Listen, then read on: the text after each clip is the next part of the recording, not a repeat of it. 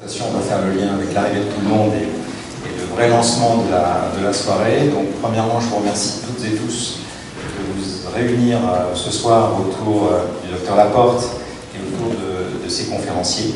C'est un vrai plaisir de vous avoir dans ce lieu qui a aussi un caractère très agréable pour organiser ce genre de manifestation.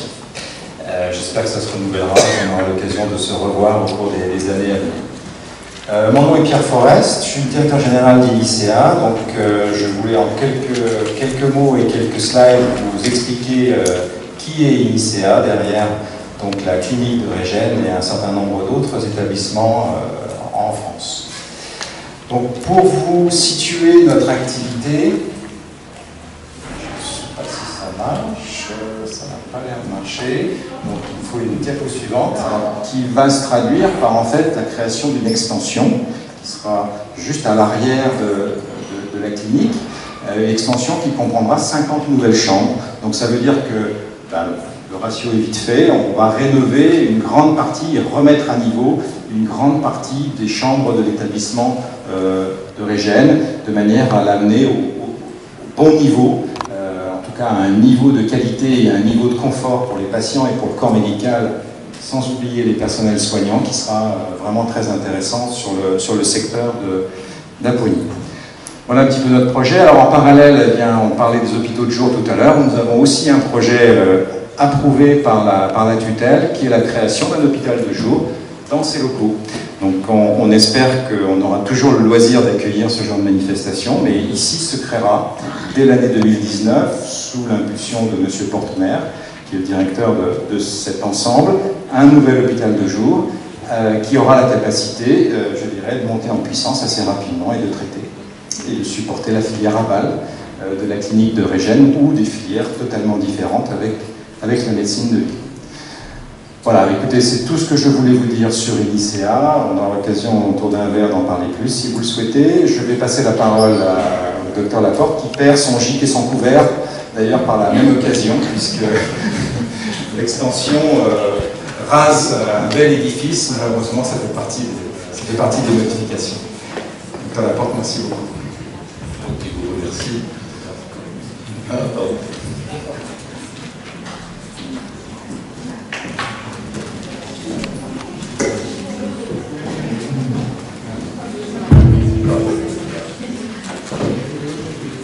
Bien, mais bonjour à toutes et à tous, et surtout à ceux que je n'ai pas eu le plaisir de saluer. Je vous remercie de votre présence. Je remercie aussi les orateurs qui sont venus nous voir, qui ont répondu sans se faire prier, et c'est bien agréable, à la demande d'intervention. J'ai même noté que vous aviez un certain plaisir à venir, et c'est encore plus agréable. Voilà. Donc je suis sûr que la richesse de leur intervention et de leur personne vous permettra de prendre du plaisir en partageant leur savoir et aussi leurs pensées. Alors les hommes comme les institutions vieillissent et les paroles de Pierre Forest illustrent que l'avancée dans l'âge est pour l'institution synonyme d'évolution. Il a montré les pistes d'évolution, un renforcement et d'évolution, et non pas d'évolution, et on va voir combien le travail de vieillir n'est pas forcément une régression, une évolution et un appauvrissement. Le bien vieillir pour l'institution est la prise en compte du passé avec la force interne accumulée à travers le savoir-faire et le savoir-être des équipes soignantes dans le temps. Les apports et l'analyse de l'évolution des soignés et de leurs familles au fil du temps également, et le dépassement des crises institutionnelles. C'est important qu'il y ait des crises, les dépasser, et tout ça entraîne une analyse, un renforcement et une évolution. Ça peut être un peu ce qu'on est en train de vivre aujourd'hui, mais pour les institutions, ça donne de la force lorsqu'on le dépasse. Pour bien vieillir, il faut également cultiver des interactions extérieures, sources d'apports novateurs, et de relance de vie dans un cadre bienveillant et sécurisé. Le cadre bienveillant et sécurisant est une condition primordiale de la prise en soin, de qualité. C'est ce que personnifie Pierre Forest, c'est ce que personnifie aussi Gilles Briquet, également leurs proches collaborateurs, ce qui m'apparaît pour l'institution et pour le devenir de l'institution quelque chose de très rassurant. Cette rencontre avec la présence de représentants de la région investis dans la souffrance au travail, avec des responsables nationaux, venus apporter des armes pour encore mieux lutter, ne se conclura pas en chantant l'Internationale ni la Marseillaise, qui est un peu trop à la mode en ce moment en Hongrie. Mais probablement se terminera par un bas bourguignon dans les caves de notre ami Jean-Marc Rocard. On a choisi le thème l'expression de la souffrance au travail, de vieillir et leur prise en soin.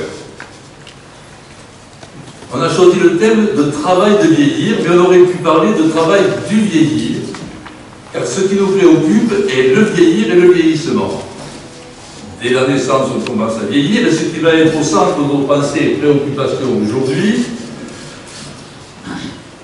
c'est le vieillir allant de l'adulte vieillissant à l'adulte vieux et au vieux.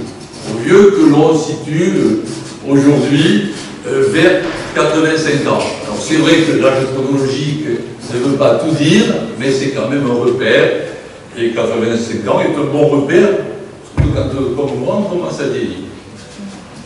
Qu'est-ce que le travail de vieillir? En quoi nous confronte-t-il? Quel cahier des charges? C'est ce qu'on va essayer de voir. Alors, ce que je voulais vous dire aussi, c'est que la vie, il y a des bonnes et mauvaises nouvelles. Et là, j'ai deux mauvaises nouvelles à vous annoncer. La première, c'est que Anne-Marie Lézy n'a pu venir, a été empêchée, et on le regrette, car c'est une personne de grande valeur. Ça, c'est une mauvaise nouvelle. L'autre mauvaise nouvelle, et c'est ça la double paix, c'est que je vais être amené à parler plus longuement, et vous allez devoir supporter ma parole un peu plus longue. Alors ça va être dur pour vous, ça va être dur pour moi, mais on va partager ce moment difficile. Le travail de vieillir, c'est l'activité de vivre. C'est le travail de construire activement la fin de sa vie. C'est permettre de faire le bilan de sa vie personnelle, jouer avec ses souvenirs, afin de réaménager son histoire dans une trajectoire totale de sa propre vie. Relire les éléments internes en leur donnant un sens, et non les juxtaposer sans aucun lien entre eux. C'est trouver un juste équilibre entre investissement et désinvestissement. C'est sortir de la crise en s'acceptant avec ses faiblesses dues au vieillissement, avec sa force due à son histoire de vie, son étayage interne, ses possibilités de réinvestir ou de s'investir, et d'investir autrement le monde extérieur. Le travail de vieillir, c'est se conserver. Seulement, voilà comment peut-on se conserver dès que l'on s'aime moins, voire que l'on ne s'aime plus ou que l'on ne s'aime pas.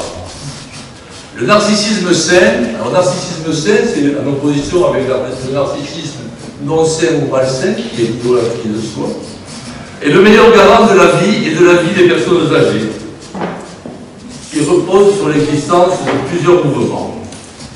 Le premier mouvement est l'investissement d'objets, c'est-à-dire des autres, avec qui on a des relations affectives.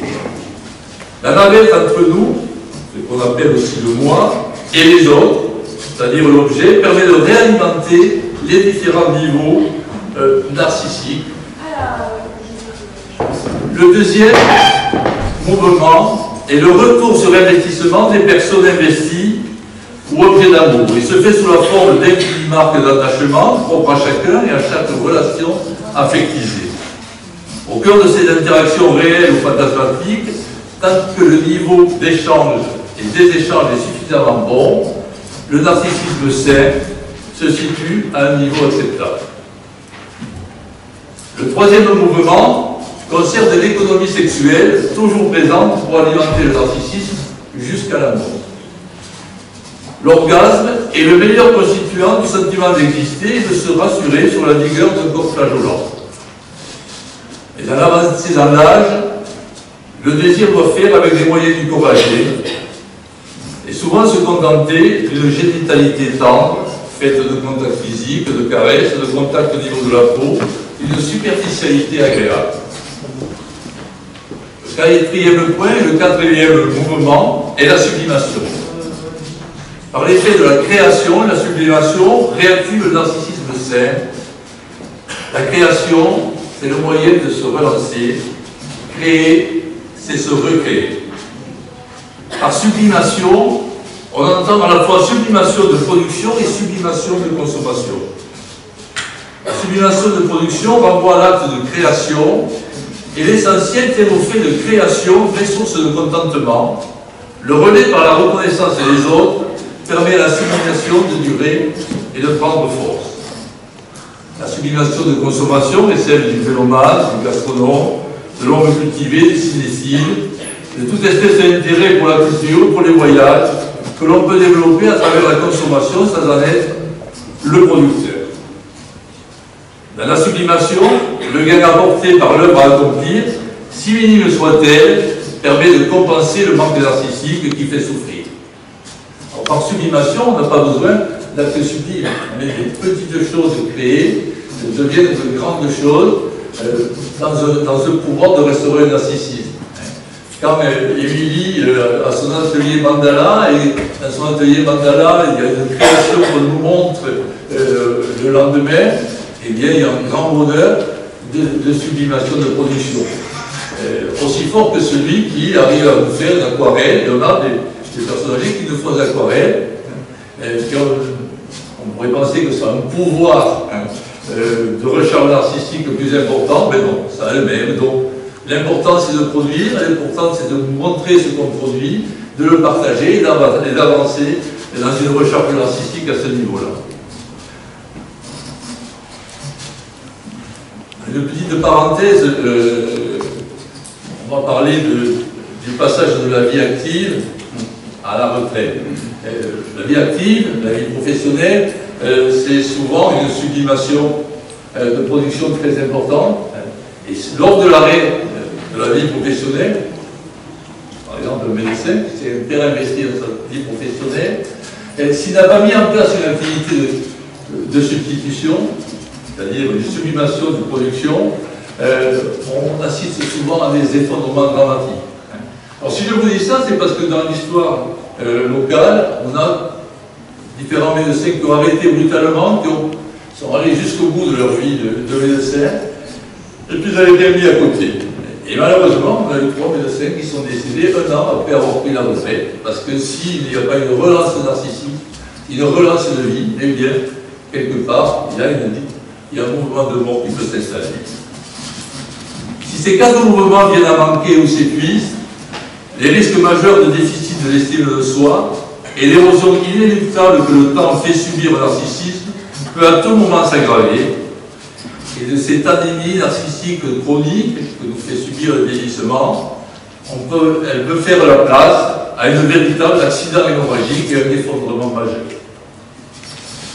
De plus, il faut tenir compte des spirales intermédiaires entre soi et soi, c'est-à-dire le moi et l'idéal du moi, et la relation entre soi et autrui, c'est-à-dire le moi et les autres. Je ne suis plus rien, l'écart se creuse entre le moi vieilli et le moi d'avant. Le moi du jour se juge moins aimable, moins séduisant, moins performant. En vieillissant, on est moins séduisant, moins performant, moins capable d'atteindre un but, une aspiration.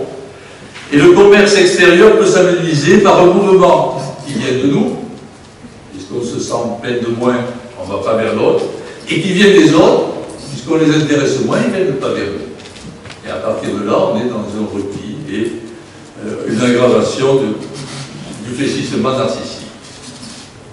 Accepter les moins est un plus qui permet de réajuster la satisfaction narcissique à la mesure des moyens restants. Ceci est dans le cahier des charges du travail de vieillir, mais les idéaux du moi sont souvent tyranniques et nous demandent plus peut-être qu'on aurait la possibilité ou l'envie de faire. Savoir considérer la fragilité du pouvoir et prendre de la hauteur, ne plus se faire valoir mais être convaincu de la valeur de l'action, ce qui évite de se laisser atteindre par une désillusion venant de l'autre et venant de l'extérieur,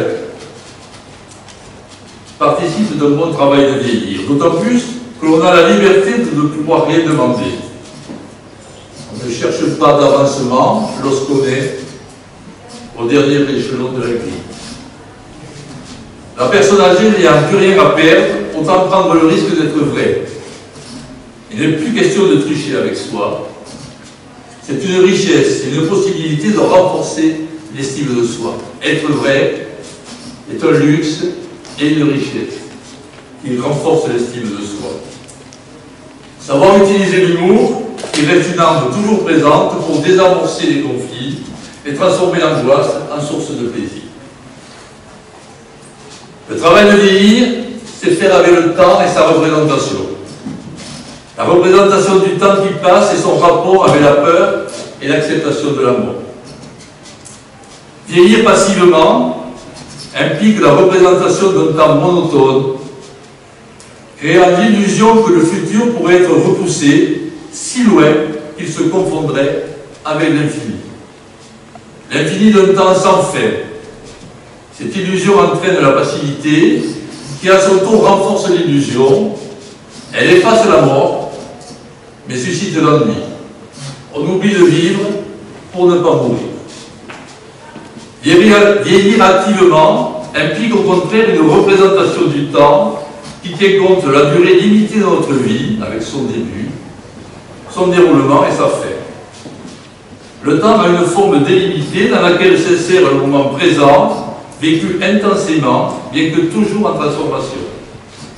Mais dans ce temps, il est toujours possible d'avoir des secondes d'éternité.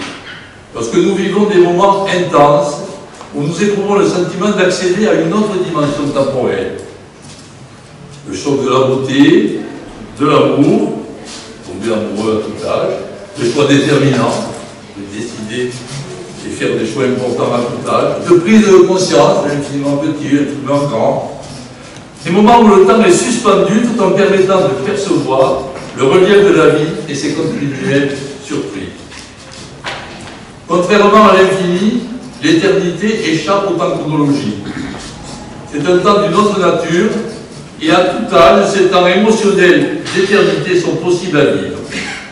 La mort est présente, mais la nuit est absente dans ce vieillir activement. Le travail de vieillir offre la possibilité de nous surprendre nous-mêmes jusqu'à la dernière minute, nous permettant de nous intéresser à notre propre vie. Je vais boire un petit peu.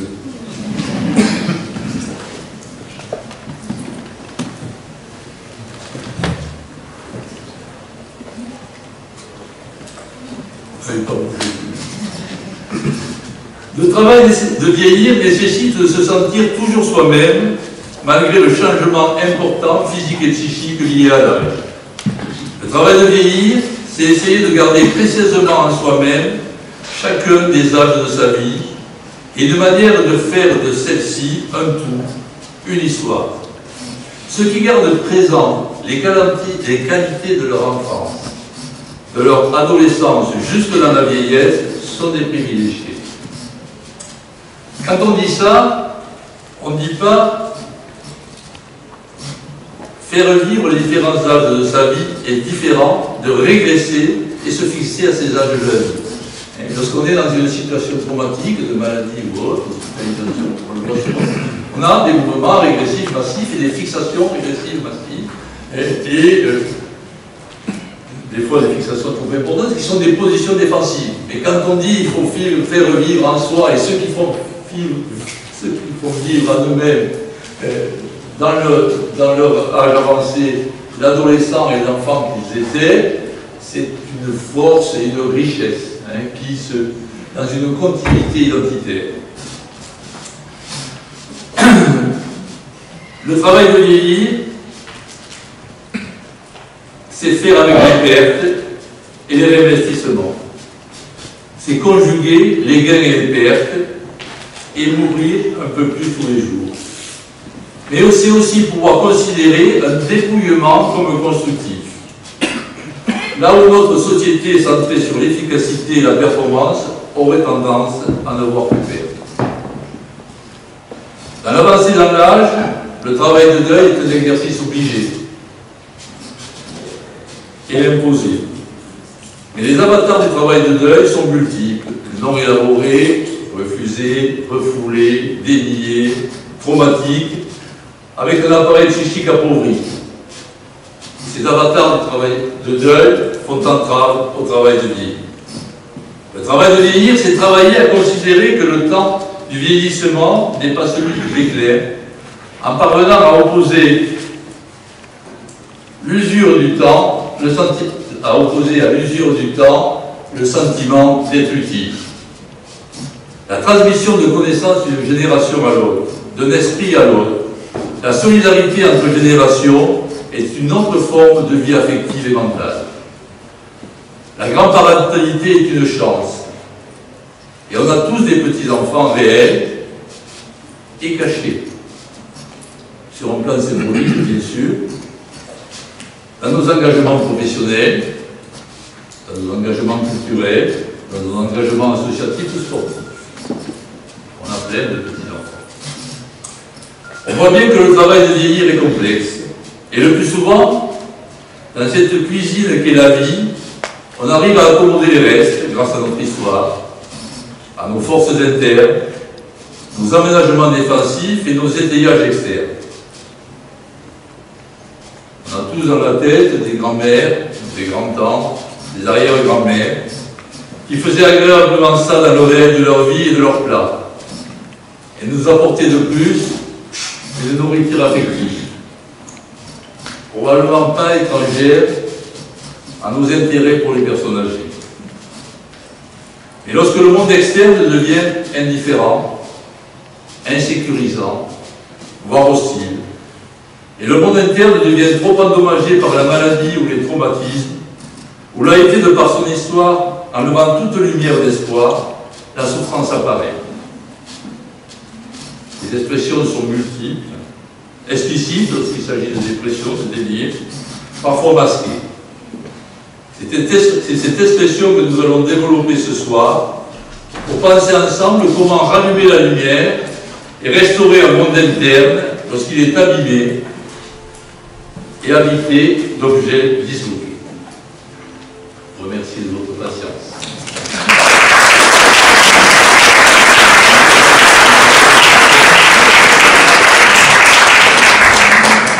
Bon, maintenant, vous avez espéré les conférenciers, ils arrivent. Alors le premier nous vient de l'hôpital Bretonneau. Il est gériatre. Il est chef de service. Je regarde le chef de service de quoi? Du service neuro-psychogériatrie, c'est ça? Et il va nous parler de la douleur. Et de la douleur, il va nous parler de quel mal parle le symptôme de douleur. Et c'est la seule possibilité d'expression devant les difficultés de mise en pensée et en mots. Et c'est une tentative, cette plainte de douleur désespérée, d'essayer de mobiliser l'autre et son intérêt, peut-être sa compassion, comment l'évaluer, comment la comprendre, comment la soigner. Et je vais laisser Olivier, la l'autre tâche, de vous l'expliquer.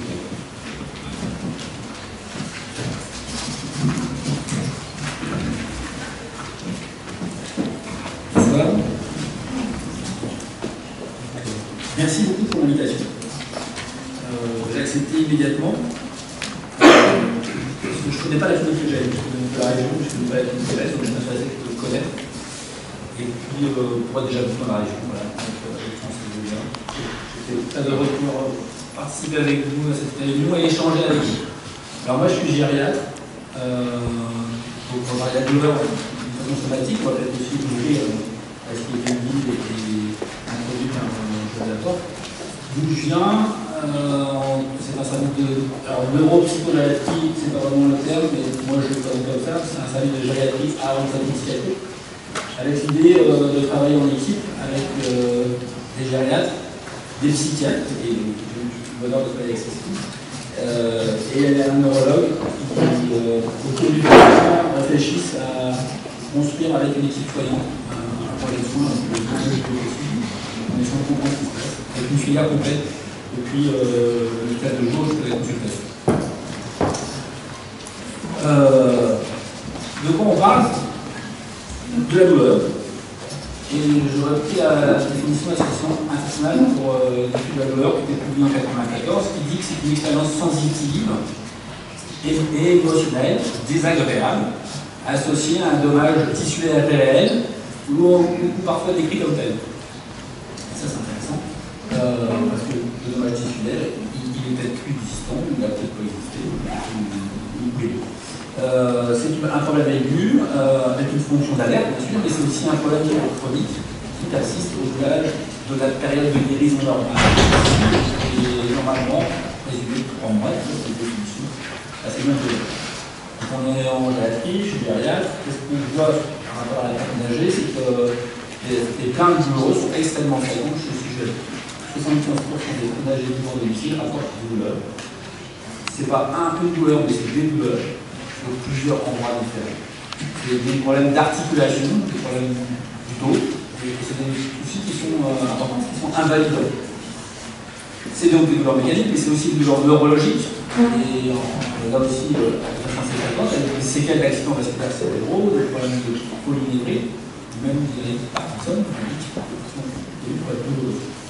Et c'est des choses qui pourraient se de façon quotidienne, de façon modérée, parfois intense. Dans plusieurs dimensions. Alors, ce qui est intéressant, c'est qu'une question de psychiatre, et justement l'intervention de Cécile va donner quelques réponses avant que nous discutons psychiatre, questionnent et peut-être amènent aussi leurs réflexions. Alors, Cécile Pénaud va intervenir maintenant. Elle vient des psychiatres à l'hôpital Sainte-Périne. Elle fait partie des psychiatres de la nouvelle génération pleinement investis dans la prise en charge du sujet âgé, ce qui est relativement rare. Et son approche, qui est nourrie d'expériences cliniques, de réflexion psychodynamique, chaque fois qu'elle allait intervenir, correspondait tout à fait à mon attente. Être d'Alzheimer, vieillir d'Alzheimer, être et vivre jusqu'au bout avec le poids des traumatismes passés et des traumatismes actuels participe d'une souffrance qui nécessite un approfondissement, ce que tu vas essayer de faire. Je donne la parole. Merci beaucoup Joël. Et donc, je remercie le docteur Laporte pour son invitation que j'ai acceptée immédiatement. Voilà, c'est un plaisir de venir à ce point de rencontre. Vous êtes venus aussi, vous, de la région, donc j'espère que ça va être aussi un échange entre différentes pratiques. Et donc je vais vous parler de ma place de psychiatre en gériatrie, on appelle ça comme ça. Actuellement, je travaille à l'hôpital de la Sainte-Périne. Alors, comme je vais essayer de vous faire une proposition, je vais aussi essayer de l'argumenter. Donc la première chose, c'est que la souffrance psychique dans la démence, ça existe. On parle de symptômes psychocomportementaux de la démence. Donc voilà, on nous parle d'anxiété. Quand on va voir un patient, on nous dit qu'il a une dépression, on nous parle de délire, on nous parle d'hallucination, on nous parle d'agressivité, de comportement moteur aberrant, on nous parle d'agitation, de désinhibition. Voilà, c'est ça la souffrance. Alors ça existe puisque les hautes instances les décrivent et que les institutions internationales les répertorient, les classent, les mesures. Le guide de la Haute Autorité de Santé en 2009 en fait une liste. L'inventaire neuropsychiatrique NPI les mesures. Il y a tout un tas d'échelles qui sont notées là. Je suis sûre que ça vaille le coup de les détailler, d'autant que la seule qui compte vraiment, c'est celle qui sera présentée tout à l'heure et qui s'appelle l'EHPAD. Donc on mesure ces troubles, cette souffrance, et on mesure même l'impact de ces troubles, de cette souffrance sur les autres, donc sur l'équipe soignante. LPIES a une cotation pour l'impact sur l'équipe. L'échelle SAV qui mesure l'impact sur la famille. Voilà. La littérature scientifique fait une place très importante aussi à ces symptômes. Si on tape symptômes psychocomportementaux de la démence dans PubMed, on trouve plus de 1700 articles sur les 10 dernières années. On en trouve 930 sur les 5 dernières. Donc c'est vraiment, on est sûr que ça existe. Voilà, on invente même des thérapies non médicamenteuses pour les soins. Voilà. Alors une fois qu'on a dit que ça existait, ça pose une question. Et la question c'est, de quoi ces phénomènes sont-ils des symptômes? La souffrance s'exprime par des symptômes, et de quoi ces symptômes viennent nous parler? Alors là, il y a deux manières d'aborder la question. Une approche que je dirais neurologique, et donc on va dire c'est si ce sont les symptômes de l'activation ou de la détérioration d'une zone du cerveau. Voilà. Ça c'est l'approche neurologique. Et puis la neurologie, c'est en fait la même spécialité que la psychiatrie. Au départ, c'est la neuropsychiatrie, puis en 1968, les deux spécialités se sont séparées, mais c'est finalement deux manières différentes d'observer la même chose. Et donc si on est plutôt du côté de la psychiatrie, on va se poser deux nouvelles questions. On va se dire quel message nous adressent ces symptômes et pourquoi est-ce qu'ils parlent maintenant? Si les symptômes sont des messages, c'est qu'ils nous disent quelque chose d'une existence invisible. C'est-à-dire qu'ils nous disent attention, on ne voit rien, mais à l'intérieur, il existe quelque chose, alors une histoire, un traumatisme, une pensée, une souffrance. Et ce sont donc des signaux indirects de l'existence d'une matière inconnue, invisible, mais bien présente puisqu'elle parle. On ne la voit pas, on ne peut pas savoir qu'elle existe tant qu'elle ne s'exprime pas, mais dès lors qu'elle parle, elle démontre sa présence. Et donc Hermès, le messager, vient nous dire qu'il y a quelque chose qu'on ne voit pas mais qui existe. Et puis, alors, une fois qu'on a posé cette question, on peut en faire découler deux hypothèses. La première, c'est donc qu'il existe des choses invisibles, qui répond à la première question. Et la deuxième hypothèse, c'est que la deuxième hypothèse vient de la question qui introduit une notion de temps, c'est-à-dire pourquoi est-ce que les symptômes parlent maintenant? C'est-à-dire s'il y a un truc invisible depuis toujours, comment ça se fait qu'il était invisible et que maintenant il devient visible? Eh bien, c'est que la deuxième hypothèse, il existe un système d'endiguement de ces symptômes et que ce système devient défaillant. C'est-à-dire que ça aurait pu s'exprimer avant, mais tant que c'était bien contenu, on n'en parlait pas. Et puis, si le système d'endiguement est défaillant, ça part. Alors, c'est la métaphore du bureau dans lequel sont consciencieusement rangés dans un tiroir des vieux dossiers. Et alors, tant que le tiroir est fermé, on voit rien. Et puis, on arrive au bout de la vie, ou alors on arrive à un moment de la démence, et puis à ce moment-là, les vieux dossiers, ils sortent du tiroir. On leur avait rien demandé, mais ils sortent du tiroir. Et alors là, c'est les vieux dossiers qu'on n'avait pas prévus, mais qu'il va falloir quand même traiter. Alors, qu'est-ce qui va venir en aide pour essayer de répondre et de prouver ces deux hypothèses, si c'est possible? Eh bien, c'est le philosophe Henri Bergson. Et il y a plus de 100 ans, dans son essai sur les données immédiates de la conscience, qui est en fait une thèse qui ne traite pas de psychologie, qui vise à s'intéresser à la question du libre arbitre. Est-ce que le libre arbitre n'existe ou pas? Il se trouve qu'il va parler de choses qui nous intéressent. Alors, il dit une chose très centrale, qui est que la conscience ne perçoit pas des quantités, mais qu'elle ne perçoit que des qualités. Et qu'il existe un système de la conscience, une machine, qui transforme ces qualités en quantité. Je vais essayer de vous donner quelques exemples. On admet souvent, entre nous, qu'une sensation ou un sentiment possède une intensité. Par exemple, on peut ressentir une douleur 2 fois ou 3 fois plus forte qu'une autre. Qu'on peut aimer 2 fois, 3 fois plus. D'ailleurs, ça reflète une certaine réalité, des douleurs qui sont plus fortes que d'autres. Mais en fait, il s'agit d'une interprétation. Ce que l'on ressent, ce n'est pas une différence d'intensité, mais c'est une différence de qualité. C'est-à-dire qu'une douleur 3 fois plus forte, on va dire 3 fois plus forte qu'une autre, elle ne sera pas 3 fois l'intensité de la première, elle sera une autre douleur. Ce sera une différence de qualité. En physique, ce qui est plus grand c'est ce qui peut contenir le plus petit.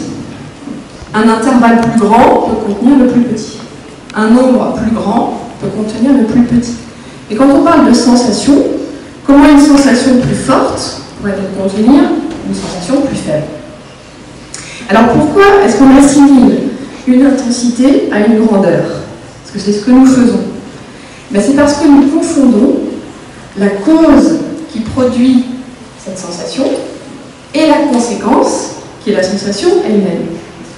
Exemple, lorsque on perçoit une intensité lumineuse plus importante, on sait qu'elle est due à une source de lumière plus importante, donc à un plus grand nombre de photons pour produire cette sensation. Et donc, on assimile la cause qu'on connaît comme étant une augmentation d'intensité à la conséquence que l'on ressent, c'est-à-dire une sensation de perception lumineuse. L'intensité varie par un changement d'état et non par un accroissement à la différence d'une grandeur. Ainsi, à la différence entre un petit désir et une passion profonde, cette différence, elle ne tient pas à la grandeur du sentiment. C'est un sentiment différent, moins étendu, qui prend moins de place. La passion, elle prend plus de place, par exemple, parce qu'elle modifie notre vision du monde. On ne voit plus les choses de la même façon, notre vision du monde extérieur. Elle modifie la nuance de nos perceptions et de nos souvenirs. Ce qui nous trompe, c'est que souvent, pour aller à une intensité plus grande, on passe d'abord par une intensité plus petite. Mais en réalité, il n'existe pas de continuité dans la nature de ces ressentis. Il existe au contraire une discontinuité, et il s'agit bien d'un changement de qualité et non pas de quantité. Une joie qui devient croissante nous apparaît comme une augmentation d'intensité d'un même sentiment qui changerait de grandeur, alors qu'il s'agit d'un accroissement, non pas d'un accroissement de grandeur, mais d'un changement de nature, un changement d'état. Deuxième point, il en est de même pour le mouvement. Que ce soit notre propre mouvement ou les mouvements extérieurs à nous, nous percevons en fait des états discontinus, des positions ponctuelles, que notre conscience traduit en une trajectoire continue. Alors c'est comme au cinéma. On a des images fixes qu'on fait défiler à une vitesse et on calcule cette vitesse pour faire en sorte que l'œil ne perçoive pas la discontinuité et perçoive au contraire une continuité. C'est la même chose. Notre conscience, elle va coller les événements discontinus et en faire une illusion de continuité. Notre conscience crée une illusion de continuité. Notre cerveau perçoit à chaque instant un état du monde intérieur et du monde extérieur et l'associe à l'état suivant et l'interprète en une continuité. C'est-à-dire qu'il se produit une synthèse mentale qui génère ce sentiment de continuité. Dernier point, la durée. Eh bien, la durée est aussi une sensation pure. Mais nous la projetons dans l'espace, nous la représentons, nous représentons une sensation pure juxtaposée selon une ligne continue. Nous exprimons la durée en étendue. En fait, le temps lui-même n'existe pas. L'instant seul existe. L'aiguille qui indique l'heure sur le cadran existe dans cette position. Mais elle n'existe plus au temps suivant, parce qu'elle indique la position suivante. C'est parce que j'ai le souvenir de la position précédente, parce que je me souviens qu'elle a existé, que je pense que le temps est, que j'ai conscience d'une séquence qui se poursuit. En dehors de moi, il n'y a que des positions dans l'espace. Le temps n'existe qu'au-dedans de moi. Il est durée pure, c'est-à-dire une sensation. Il n'a pas d'existence propre. Imaginons que le moi qui pense cette continuité disparaisse.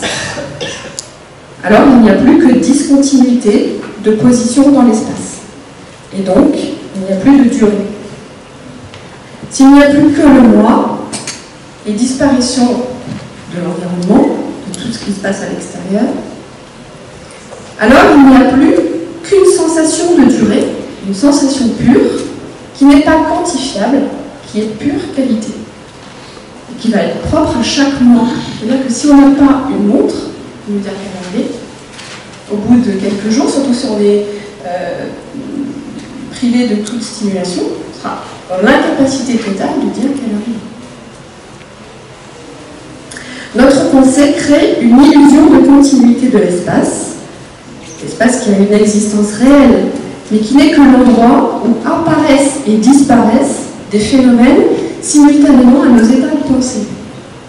C'est pareil pour la durée, qui est une agglomération de moments hétérogènes qui se pénètrent et peuvent être pour chacun rapprochés d'un état du monde extérieur, ce qui permet de les distinguer les uns des autres momentanément seulement. Il en est une représentation symbolique de la durée comme un milieu homogène. On s'imagine le temps comme quelque chose d'homogène, comme une ligne droite, continue, sur laquelle on peut se promener et qu'éventuellement on pourrait remonter. Là, cela, c'est une construction. En dehors d'une conscience qui effectue cette interprétation, cette synthèse mentale, ce travail de construction, il n'existe pas de continuité, ni dans le temps, ni dans l'espace. Donc,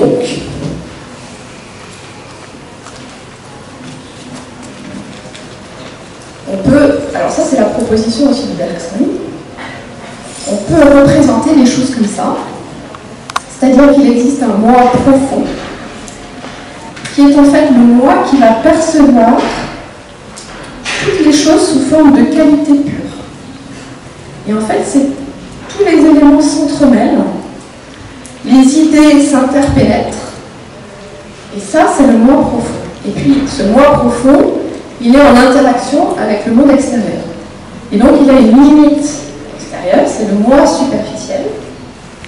Et ce moi superficiel qui est en rapport avec le monde, eh bien, il calcule des trajectoires pour voir des mouvements, il crée l'idée de mouvement et de durée, il solidifie les sentiments et les sensations, qui sont des qualités pures, dans le langage.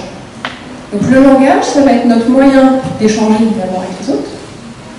Et on sait que le langage ne peut pas exprimer exactement ce qu'on ressent. On peut s'en rapprocher, et plus on a du vocabulaire, plus on peut être précis dans ce qu'on ressent. Mais il existe des choses qu'on ne pourra jamais exprimer par le langage. Et alors si on se place dans la perspective des problèmes de démence, on pourrait se dire que cette machine qui servirait donc à identifier nos souvenirs, classer nos souvenirs, les souvenirs anciens, les souvenirs récents, à produire nos pensées, pour les faire remonter à la surface et les faire transformer en une pensée qui s'exprime par des mots, la même machine qui permettrait de créer le langage, eh bien c'est une possibilité, c'est donc la proposition, que cette machine soit en fait l'élément qui est attaqué par les processus démentiels et qui ne fonctionne plus dans ce type de maladie. Ce serait donc l'altération de la machine qui diminuerait nos capacités à traiter les problèmes. Les maladies démentielles, ce serait donc pas une difficulté à stocker des nouveaux souvenirs et une focalisation sur les souvenirs anciens, mais ce serait plutôt une disparition de la capacité à les classer dans le temps. Et alors si on élargit aux questions au-delà des questions des souvenirs, mais aux problèmes de souffrance psychique, eh bien on pourrait se dire qu'une fois que la machine ne fonctionne plus, les solutions habituelles qu'on a mises en place pour traiter les traumatismes, donc les défenses psychiques, par exemple le déni, qui est une excellente défense psychique, eh bien, elles ne sont plus aussi efficaces et les souvenirs traumatiques qui était peut-être contenu à l'intérieur du mort profond, avec une coque efficacement, qui est protégée efficacement de remonter à la surface, pourrait remonter, pourrait être libéré sans capacité à les traiter. Donc les anciens traumatismes, apparemment traités, pourraient redevenir problématiques et remonter à nouveau à la surface. Il arrive parfois, par exemple sur les questions de deuil, qu'on rencontre des gens âgés, alors des gens, pas des gens, mais encore plus quand il y a des démences, qui semblaient avoir fait leur travail de deuil en temps et en heure. Et puis finalement, alors ça marche surtout très bien avec le deuil d'enfants, laisser croire peut-être qu'on ne peut jamais faire le deuil d'un enfant, mais tout d'un coup, il se passe comme si le deuil n'avait jamais été fait, alors que dans le courant de leur vie, ils ont réussi à sublimer, je ne sais pas, en tout cas à passer cette épreuve et à traiter le problème. Et puis ça revient à un moment donné. Ça pourrait être une explication. La démence serait plutôt alors un révélateur des souffrances qu'un générateur des souffrances. Donc la souffrance psychique à l'épreuve de la démence, ce serait pas une souffrance supplémentaire, mais une difficulté à traiter les souffrances qui étaient déjà là avant. Ce qui nous donne des pistes d'action. D'une part, d'essayer de réparer les traumatismes du passé, de les apaiser, de les penser, et puis éventuellement une proposition d'aborder les vieux démons pénibles, c'est-à-dire ceux qui ont plein de symptômes comportementaux, comme des polytraumatismes. Et puis, dernière chose, c'est l'idée qu'il faudrait peut-être parvenir à traiter les vieux dossiers qui sont dans les tiroirs tant que c'est encore possible. Et donc ce sera, en guise de conclusion, un enseignement, peut-être, de ne jamais remettre à demain un traumatisme qui peut être traité aujourd'hui, ou alors peut-être de ne pas le ranger dans le tiroir. Et alors là, on aboutit un peu à Diogène, qui laisse tous ces vieux dossiers sur le bureau, mais c'est peut-être finalement pas une mauvaise solution. Et donc un plaidoyer pour la psychothérapie, envisagée comme finalement un acte de prévention, d'une certaine manière, en plus d'être un acte thérapeutique. Je vous remercie.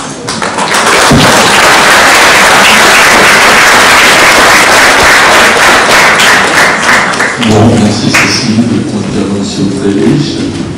J'ai eu des perceptions lumineuses, parfois intermittentes, mais honnêtement, qui discontinue.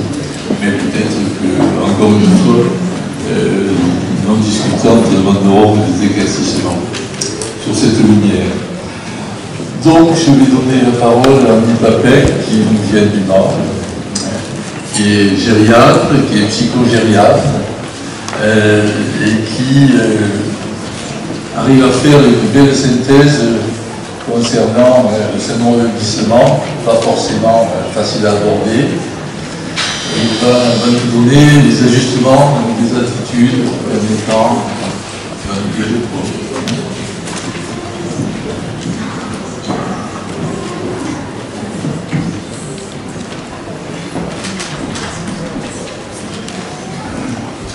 Bonjour, je tiens évidemment à remercier le docteur Joël Laporte qui m'a invité ici, et puis merci de l'accueil. Donc Joël m'a proposé de parler du syndrome de glissement, ou plutôt de l'ajustement des attitudes dans les syndromes de glissement, c'est-à-dire comment passer les attitudes spontanées, lorsqu'on pense être devant cette situation, à des attitudes plus adaptées. J'ai rencontré Joël Laporte ainsi que Jean-Claude Montfort lors d'un diplôme universitaire de psychogériatrie sur la prise en soin des personnes âgées pas faciles. Et les réflexions qui ont été menées dans cet enseignement m'ont permis d'essayer de dépoussiérer, d'éclairer, de raviver la curiosité à propos de ce syndrome, de ce concept. Comme l'a présenté gentiment Joël, je suis médecin gériatre à l'hôpital du Mans Et mon terrain pratique a été celui de la médecine aiguë gériatrique, celui aussi des services de convalescence, les services gériatriques, et actuellement en EHPAD et soins longue durée hospitaliers.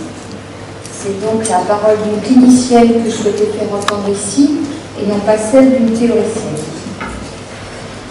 Cela étant, c'est une tâche un peu curieuse, puisque je vais devoir essayer dans un premier temps de rassembler ce que l'on sait sur une situation dont la première chose qui en est dite, c'est le syndrome de glissement. On en parle en France et pas ailleurs, et qu'au final, ça n'existe pas.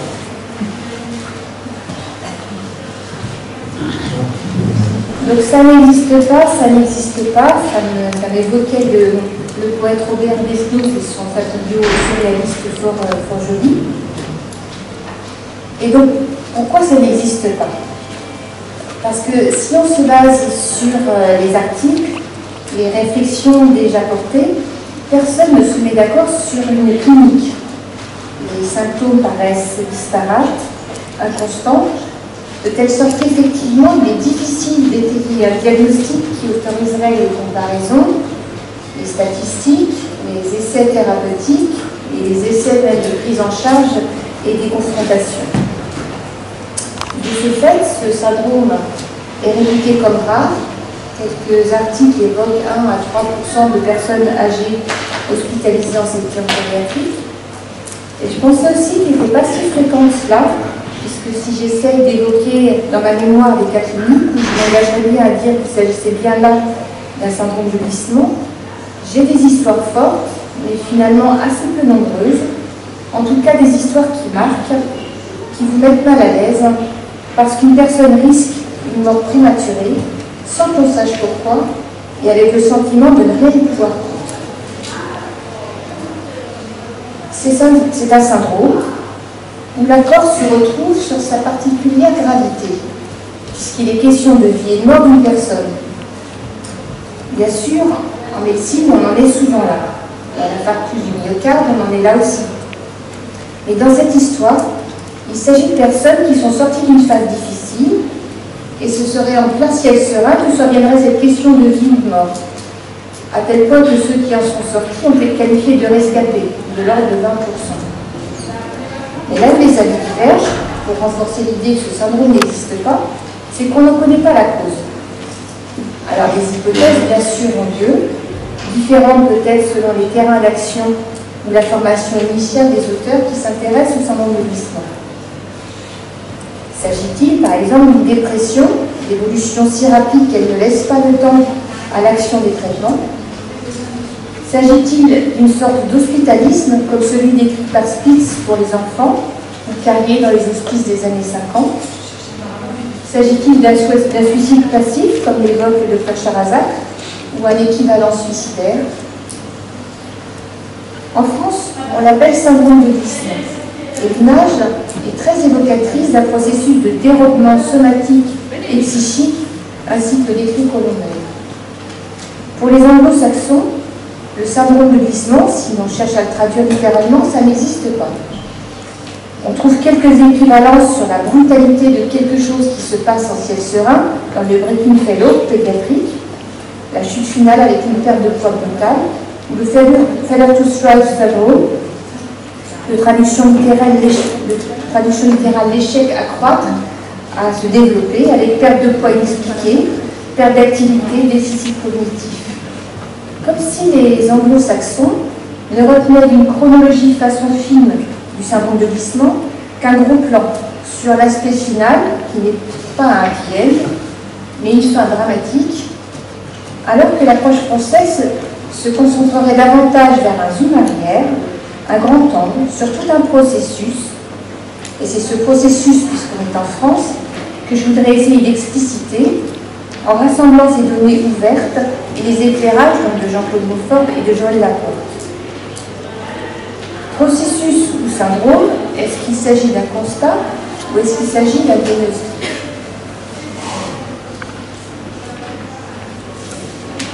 Si ça n'existe pas, ça n'existe pas. Et pourquoi pas, comme le dit la cantine. En effet, le terme de syndrome de glissement appartient au vocabulaire de tous les acteurs du prendre soin gérontologique et rassemble facilement pour comprendre de quoi l'on parle. C'est-à-dire que l'évolution naturelle sera le passage de la vie à la mort si on ne fait rien, et cela offre le mérite d'engager rapidement ces acteurs du soin vers une attitude de mobilisation à visée thérapeutique. Donc, posons que le syndrome de glissement existe pour l'éclairer et agir dans un questionnement et une mobilisation conjoint en contexte d'urgence, car les personnes qui se laissent glisser, qui lâchent prise sur leur vie telle qu'elle est, ne vont pas nous donner le temps de mettre toute une procédure échelonnée en route pour être éventuellement utile. La première question sera: quand faut-il penser à un syndrome de glissement? On a vu les difficultés de diagnostic sur une sémiologie à géométrie variable. Or, on peut se rassembler au moins sur 5 critères. La deuxième question: y a-t-il une autre cause à ces refus manifestés par ces personnes qui lâchent prise?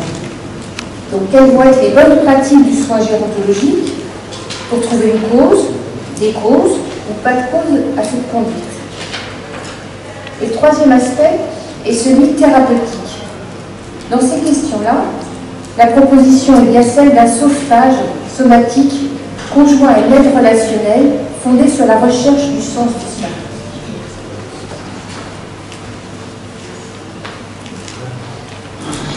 Si l'on rappelle ce qu'il en est dit de ces situations, tant par les soignants, qui sont au plus près de la personne en grande difficulté somatique et psychique, qu'auprès des proches qui accompagnent ces personnes, des hypothèses qui se sont faites, si l'on rassemble leur questionnement et leur action, on peut en retenir 5 points. Premier point, il s'agit de personnes âgées et souvent très âgées, fragilisées. Fragilisées à tel point que l'on peut considérer que leur vie actuelle peut être vécue par eux comme une survie. Des personnes fragiles, particulièrement fragiles, ça c'est quelque chose que les gériatres connaissent bien, c'est leur pain quotidien. C'est effectivement ce qu'on appelle en termes non théoriques et très métaphoriques le syndrome du vieux costume, où l'on répare la poche tandis que c'est la moche qui craque. Deuxième point, rétrospectivement, on a l'impression qu'il s'est passé récemment un événement de vie important, voire à valeur traumatique, connu de tous ou passé inaperçu. La goutte d'eau qui a fait déborder le vase, le facteur qui fait passer sous le seuil du vivable. Ça va bien, j'arrête là, cette fois-ci c'est la dernière. Troisième point, à partir de là, un intervalle libre, sorte de calme après la tempête. Les familles savent bien le dire, et les médecins le repèrent, puisque c'est là, à un moment où tout devrait aller bien, que l'on observe ce grand cataclysme vers le bas. En effet, le quatrième critère est le plus décisif dans le repérage du syndrome de glissement, c'est l'apparition brutale, d'un jour à l'autre, des conduites de refus. Refus de parler, refus de manger, refus de se mouvoir, d'accepter les soins. Et le cinquième critère, c'est qu'on ne trouve aucune cause à cela. Bien sûr, on va chercher une cause à cette conduite. Et si l'on en trouve une, bien sûr, on va la traiter, au mieux qu'il est possible chez quelqu'un qui refuse. Mais à tel point que si on en trouve une, ce n'est pas sûr que ce soit un syndrome de glissement, si on veut être un peu plus précis dans un étayage du diagnostic. Et donc, d'autant plus qu'on ne trouve aucune cause, cela amène les personnes les plus auprès de ces malades en grande difficulté, que ce soit les aidants, que ce soit les familles, les soignants, à faire des hypothèses. Et notamment, celle que tout se passerait comme si la personne avait décidé de renoncer aux efforts nécessaires à la poursuite de sa vie, ce qui aboutirait à cette mort prématurée. Donc le premier point, c'est une vie devenue une survie. Qu'est-ce que c'est qu'une vie devenue une survie? Ce sont des personnes fragiles, et l'on peut définir la fragilité comme l'impossibilité de répondre de façon adaptée à un stress, qu'il soit médical, psychologique ou social. Si vous avez une cardiopathie lourde, le moindre facteur surajouté, comme un valgus cérébral ou une déshydratation lors d'une période de grande chaleur ou par iatrogénie peut faire décompenser cette cardiopathie vers une insuffisance cardiaque beaucoup plus facilement. Donc la prise en compte de cette fragilité est même un élément fondateur de la pratique gérontologique. Car lorsqu'il y a des pathologies associées qui risquent de faire cette décompensation en cascade, cela relève plus du gériatre. Et celui-là sait que c'est la découverte et le traitement du facteur précipitant, souvent minime, qui va permettre de revenir au-dessus du seuil de tolérance de cette cardiopathie. Certains ont essayé de définir des critères de fragilité, tels Fried, Rocou, et là encore, il n'y a pas de consensus sur les critères. Le deuxième point, le d'anomie de trop, celui qui fait décompenser. C'est celui qu'on retrouvera peut-être dans une enquête rétrospective. C'est l'idée de la goutte d'eau de trop, une bourrasque existentielle, qu'elle soit somatique, une décompensation cardiaque de plus, psychologique, une perte de plus et qui en rappelle d'autres plus anciennes ou plus douloureuses, un décès de plus, ou sociale, par exemple, le changement de lieu de vie avec l'entrée en institution. Bref, une bourrasque existentielle de plus qui peut faire que cette fois, le sujet se trouve en grande difficulté, dans une sorte de perte de repère existentiel et qu'il ne sait plus où il en est ni à quoi se raccrocher. Tant au niveau de ses repères externes, quel est son rôle par rapport à la société, quel est son rôle par rapport à la famille, comment il se voit dans le regard des autres, que de ces points d'accrochage interne. Quand la maintenance de l'estime de soi n'est plus assurée, avec une perte narcissique renforcée par l'érosion du corps qui en fait un médiateur moins performant, et par les jugements dépréciés d'une société sur la vieillesse.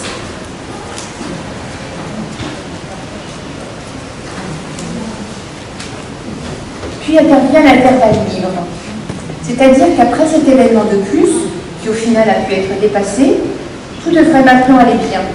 Les médecins sont passés par là, la famille est passée par là, l'entourage, et quelqu'un vous a récupéré dans votre appartement, vous êtes tombé et resté 12 heures par terre sans secours. En surface, tout va bien. Dans les profondeurs, c'est le temps de la réflexion. Comme si dans le décours de cette bourrasque existentielle, la solitude de cette perte de repère avait abouti au fait que la personne se dise « cette fois ça va bien, plus jamais ça. Je ne veux plus faire ces efforts pour poursuivre cette vie, mais plus qu'une survie. » C'est le temps de réfléchir qui va être l'aboutissement de cette décision. Et ce temps est variable. Jean-Claude Montfort émettait l'hypothèse que ce temps est variable selon la personnalité du sujet. Court par décision mise en action conjoint chez un agressif, à plus prolongé, 15 jours, 3 semaines, sur un tempérament plus exceptionnel, par exemple. Le quatrième point, c'est la mise en acte, c'est-à-dire le renoncement aux efforts qui permettaient la poursuite de cette vie sur vie. C'est réellement un effondrement somatique et psychique majeur, inattendu, inexpliqué. C'est la mise à jour bruyante et brutale du syndrome de glissement, là où le zoom anglo-saxon s'arrête. Soignants et proches sont violemment surpris par l'apparition du refus, la tétrade du refus et d'une altération massive de l'état général. Déshydratation par refus des apports hydriques, dénutrition par refus des apports alimentaires, un tableau confusion onirique dans la réactivation de la perte des repères existentiels, une constipation, une incontinence, etc. Et les troubles biologiques et somatiques en rapport. Comment les repérer, ces refus? Ces refus vont de l'apathie, la passivité à l'opposition et au refus systématique et réitéré. Refus de parler, refus de manger, refus de se mouvoir, refus d'accepter les soins. Ceci manifesté à un niveau faible, autorisant encore les négociations, ou extrêmement fortement revendiqué, rendant impossible échange et soins. La perception le plus tôt possible de cette accumulation de refus, de cette tétrade de refus, est un élément important pour essayer de repérer cette glissade au plus tôt qu'il est possible, avant que la descente en cascade soit irrécupérable. L'usage facile de l'échelle d'évaluation des personnes âgées difficiles qui épuisent, et pas d'eux, peut permettre le repérage, au milieu de symptômes productifs, saillants comme cris ou griffures, de ces symptômes creux, moins visibles du syndrome de glissement, moins bruyants d'expression et à finalité identique.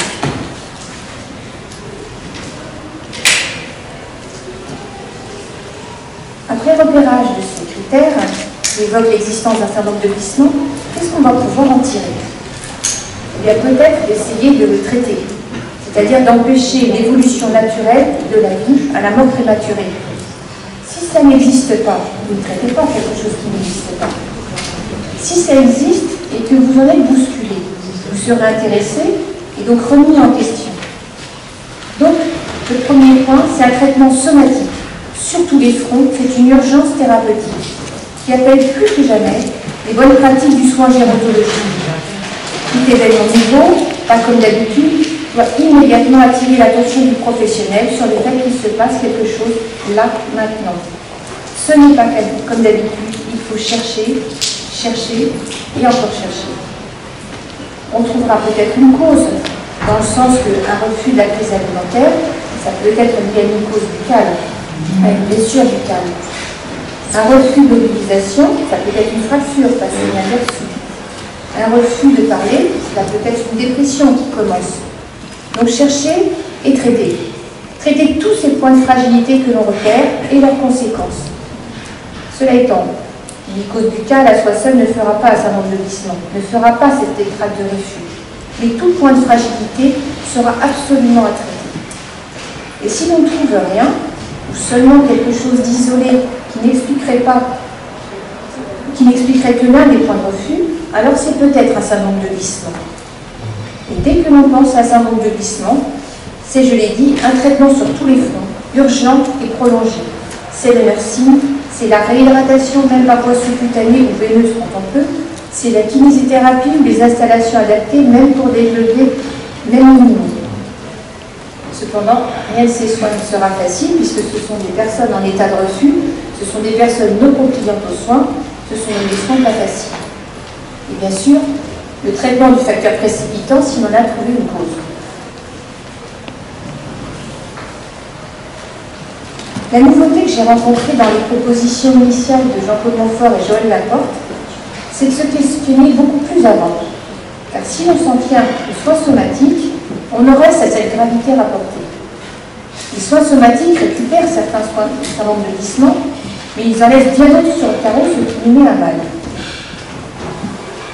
Et donc, si l'on retient qu'il s'agit d'une question de vie et de mort, et qu'on ne s'arrête pas au fait qu'il s'agit d'une personne âgée qui, du fait de son âge, n'aurait qu'à nourrir sa chante, mais plutôt qu'on s'intéresse à la personne âgée certes, fragile ici sûrement, mais à son humanité à 100%, car il n'y a pas de sous-personne, à ce moment-là, l'hypothèse de sa désespérance existentielle nous convoque au choix de l'hypothèse la plus haute, celle du maintien du sens de cette conduite et de rechercher l'événement, cette bourrasque existentielle qui a été de trop et qui a pu être à l'origine de cette décision et donc de remonter les traces. Et remonter les traces, si vous avez la certitude, dans tous les cas la détermination de trouver, c'est faire feu là encore de tout bois, échanger en équipe, interroger les proches, reprendre le dossier médical, essayer de comprendre qui est cette personne, y a-t-il eu d'autres moments de fragilité, comment se sont-ils franchis, rencontrer l'entourage, la famille, jusqu'à lire le sens caché, à quel endroit cette personne a pu penser qu'elle était hors piste, que le moment était venu.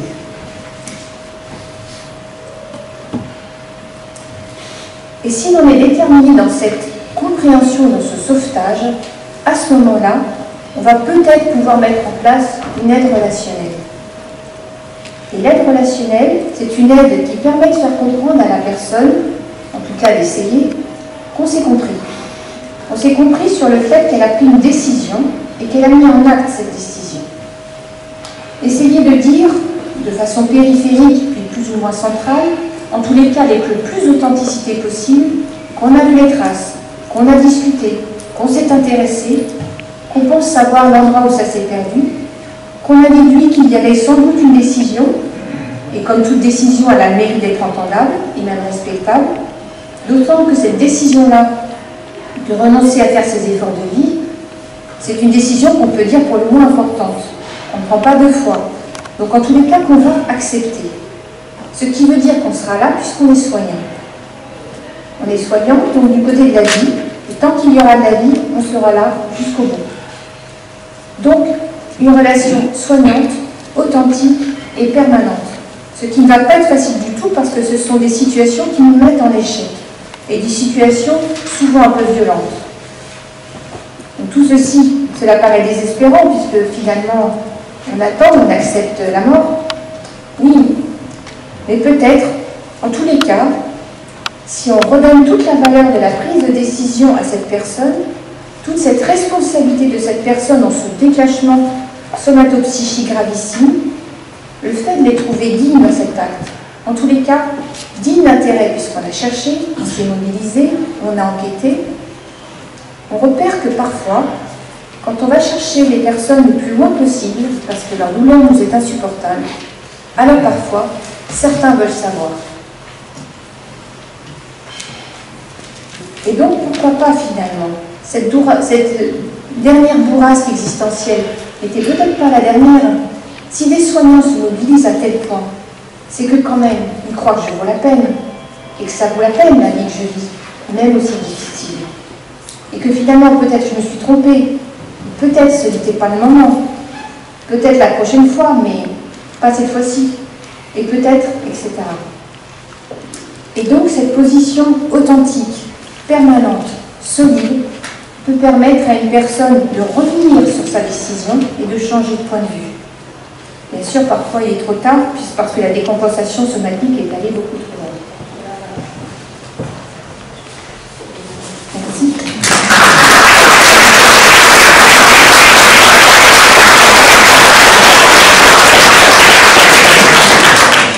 Merci Hervé de s'occuper de cette thèse, très claire, lumineuse. Voilà, maintenant la parole est à vous. Vos discuteurs d'abord peut-être, Michel. Merci d'abord à vous trois de toutes ces bulles d'intelligence qui oxygènent notre cerveau. Merci à M. Brulin de vous être préoccupé de notre douleur également de soignants. À Mme Pénaud, vous êtes assuré aussi de la construction de l'intensité du mouvement de notre vie des soignants. Et puis aussi de nous permettre de ne pas trop glisser en tant que soignants. Alors, peut-être une question, quelques réflexions et une question sur la douleur. Vous exprimez déjà l'importance de la douleur chez les personnes âgées, à grande fréquence, 75%, vous disiez, qui fait que souvent on l'associe peut-être à la vieillesse et que les patients aussi nous disent un peu ça, on a mal, c'est la vieillerie. C'est-à-dire que c'est aussi, c'est déjà quelque chose qu'il ne faut pas banaliser comme la vieillesse, mais que c'est aussi peut-être une manière de nous exprimer la douleur de vieillir aussi.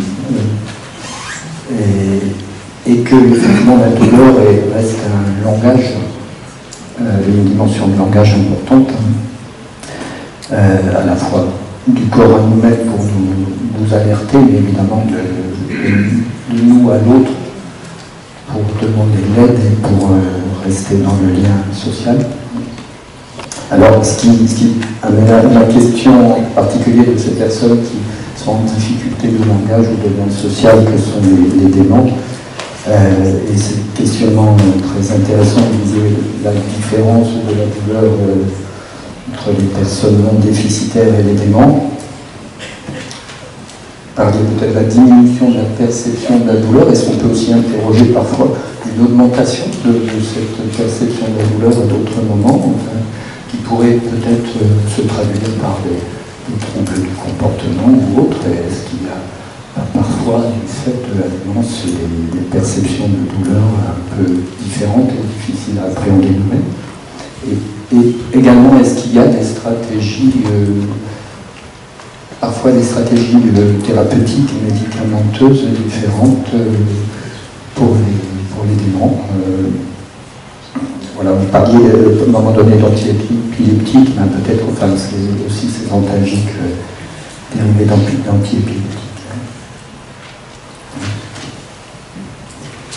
Par rapport à ce que vous évoquiez, c'est vrai que la douleur, en fait, on dit qu'on la sous-estime et autres, mais en consultation, on voit aussi que c'est une façon d'interpeller le médecin. Alors, je suis gériatre de formation et on vient me voir pas forcément pour des problèmes psychologiques ou psychiatriques, mais je sens bien que parfois l'expression d'une douleur physique, c'est aussi une main tendue vers l'expression plus générale d'une souffrance. Et du coup, on cherche, on trouve des pathologies, on trouve l'anxiété, on trouve la dépression, on trouve une douleur morale.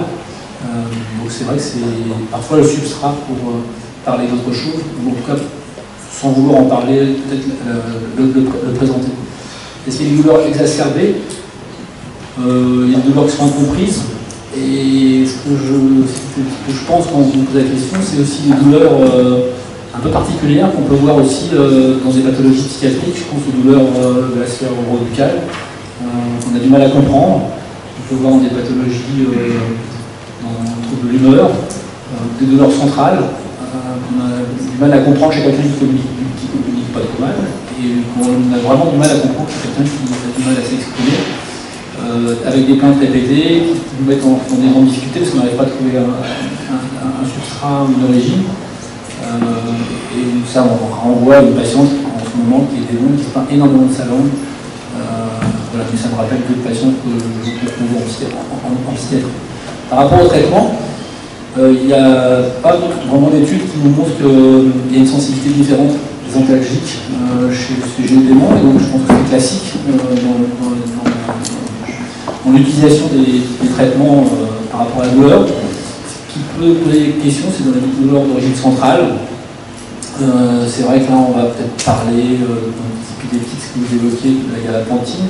On est chez le sujet âgé, il y a une fragilité, mais il y a aussi une médicale qui est de plus en plus utilisée. Il y a des spécialistes de la douleur qui l'utilisent pas en première intention.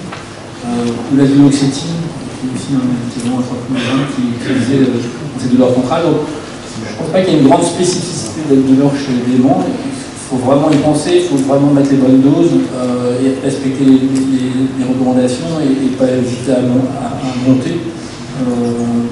Et quand on joue petit au départ, on perd gros parce qu'on perd la confiance du patient, on perd du temps et on perd de la qualité de vie.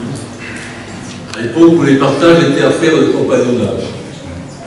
Il faut rappeler que le Clos de Montfort aussi a été un des premiers en France, avec Anne-Marie Lézy, qui s'appelait Anne-Marie Mathieu à l'époque, à coupler un enseignement de psychogériatrie associant un gériatre et un psychiatre. C'était un des cadres du séminaire de psychogériatrie de Paris-de-France. Cette activité d'enseignant, il a poursuivi maintenant dans le cadre de la France. Voilà, donc je ne vous pas, mais je vais présenter un peu. Et puis, on ne va pas présenter non plus ce qu'il va nous dire, parce qu'on ne sait jamais quel embrasement neuronal va guider son discours. Donc je vous le lis.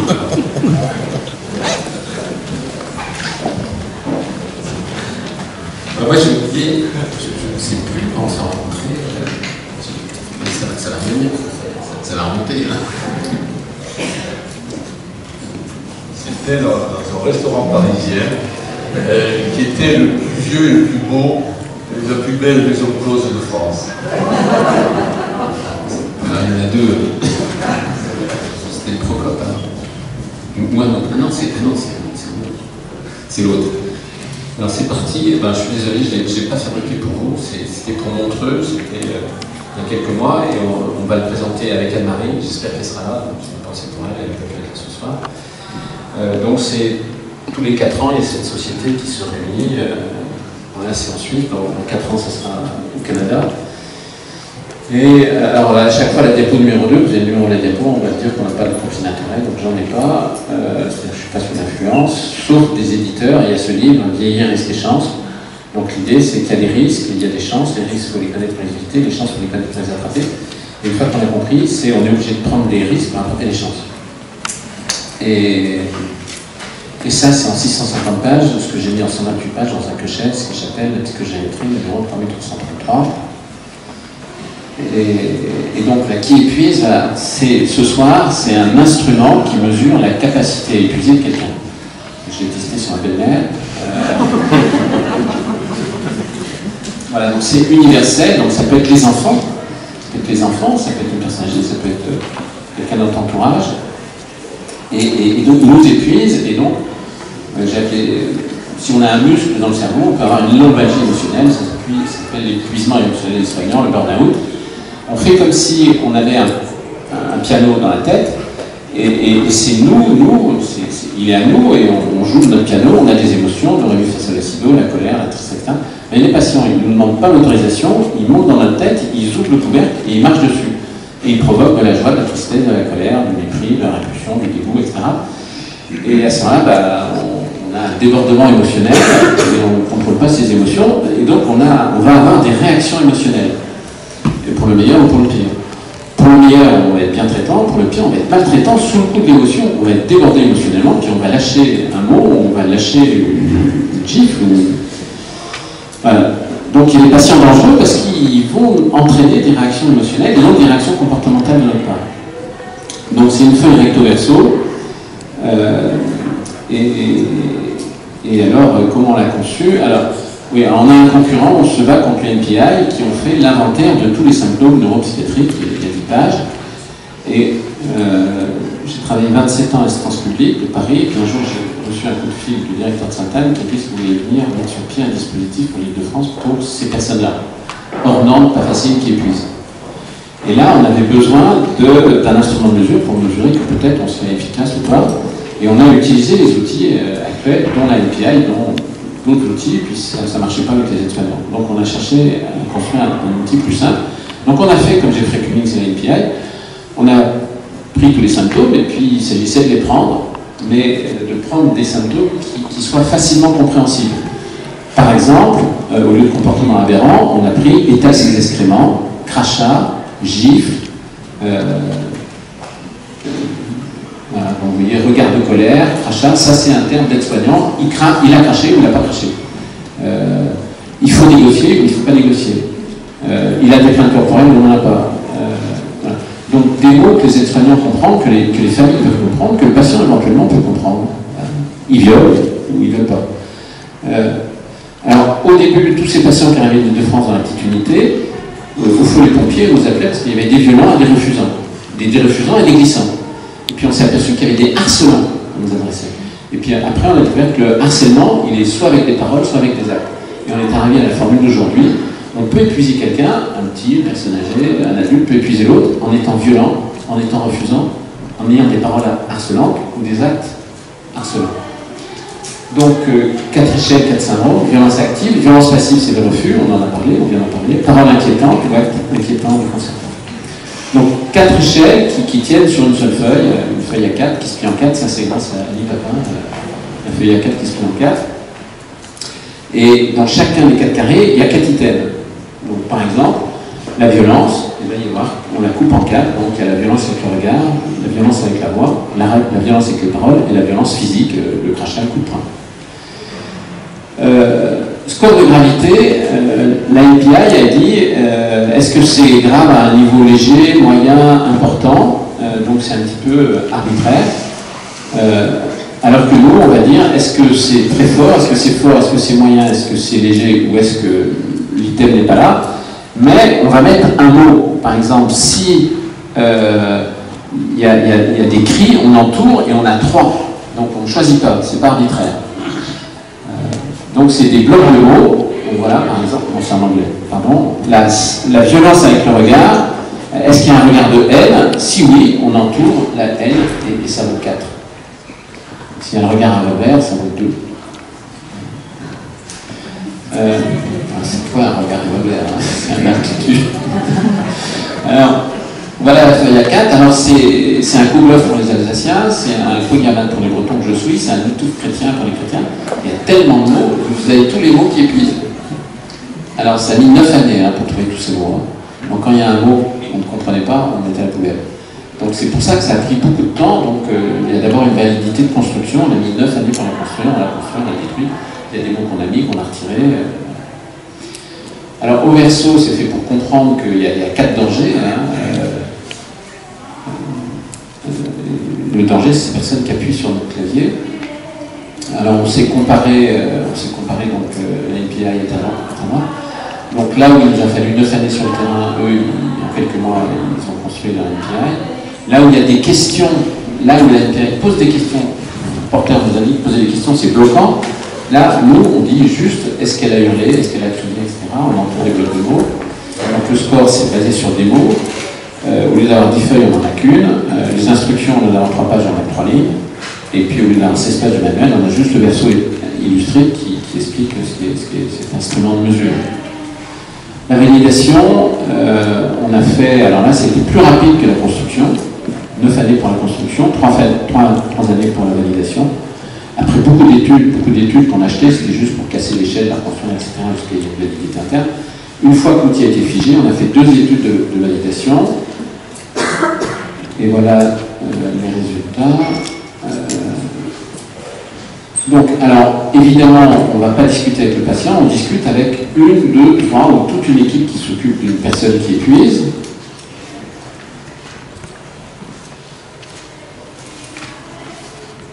Donc, on échange. Par exemple, ici, on va prendre la psychologue, l'infirmière, l'aide-soignant, donc on est 3 ou 3, 4. Mais des personnes qui connaissent très très bien le quotidien depuis 7 jours, jour et nuit. Voilà. Donc on prend ces personnes qui sont autour de la personne âgée. Voilà. Là, c'est tous les centres qui apparaissent, donc c'est un peu réparti sur l'hexagone, et puis les noms des personnes qui dans ces centres ont participé à ces 2 études. L'analyse factorielle, donc là ça ne vous parle pas, mais vous allez voir 4 carrés en surlignant. Vous avez vu qu'il y a 4 dimensions cliniques, la violence active, la violence passive, les paroles et les actes. Et bien l'ordinateur, elle ne savait pas, elle a trouvé la même chose.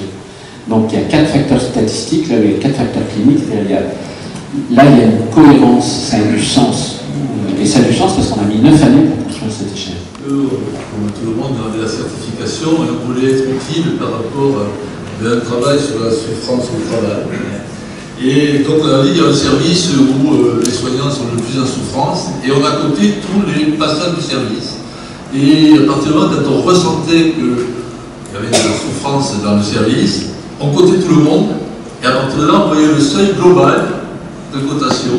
On disait voilà, mais c'était tout ça pour dire qu'on s'est beaucoup abusé et on a trouvé bien utile. Voilà. Maintenant, je ne présente pas non plus le professeur Bonnet, qui est professeur de psychiatrie au CHU de Dijon. Quand on rencontre, comme moi, quand on rencontre les gens, on a des pensées et des images. Et moi, quand je rencontre M. Bonnet, je me dis, si j'avais eu un professeur comme lui, j'aurais été un meilleur étudiant. Parce qu'il a une transmission généreuse, humble, affable, et ça aide à apprendre. Et puis quand je rencontre Bernard Bonnet, il y a toujours à côté de nous un ami commun, qui est un gériatre, né psychiatre, qui a formé plusieurs générations de gériatres dans une formation de grande qualité, parce qu'il avait de grandes qualités humaines. Je sais qu'il y a des élèves ici du professeur Fizel-Meyer, et c'est l'occasion de rappeler combien il est encore présent auprès d'eux. Voilà, donc je vais laisser la parole à Bernard Bonnet, qui va nous parler de façon actualisée des psychotropes et de la personne âgée, centrée sur les IRS, les antipsychotiques, le lithium et les benzodiazépines. Je lui laisse la parole. Bien, tout d'abord, je tiens à remercier les organisateurs de cette réunion, puis le docteur Joël Laporte de cette invitation donc, à participer à cette réunion où on a vraiment des communications qui semblent intéressantes. Et donc j'ai changé un petit peu le programme. parce que c'était trop long. Et d'ailleurs, là, même là, j'ai raccourci et il faudra peut-être m'arrêter.